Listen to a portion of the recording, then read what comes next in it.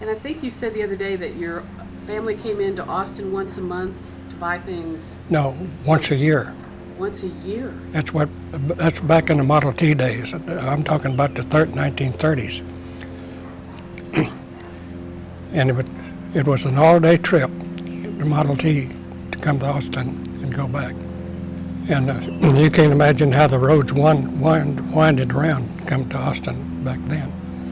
So we'd come once in a year just before school started to buy our school supplies at J.C. Penney's and go back. And anybody that drove a Model T from Austin and go back and didn't have a flat, they'd brag about it. So that was an annual trip, and I can remember Austin back when I was just a little kid. You didn't get to Austin until you hit 45th Street.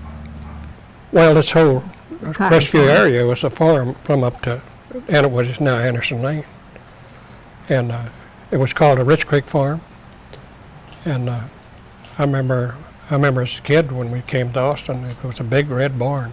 We up here somewhere in here, and we knew we were getting pretty close to Austin when we passed the Rich Creek Farm. This drive has brought back many memories way back there. On the farm we lived in, we didn't have a drill well.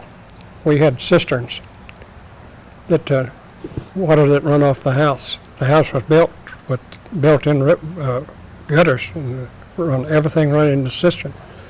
And when a big storm come up like this, well, they'd have a diverter to wash the roof off, then they run the water in that. And that was the best drinking water there was. Cool, healthy. We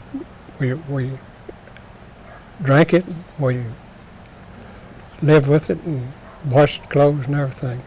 But in a drought like this, I can remember where we'd have to go to the neighbors had windmills. We took a whole wagon full of barrels and fill them up and haul water, and we had to feed the stock and everything.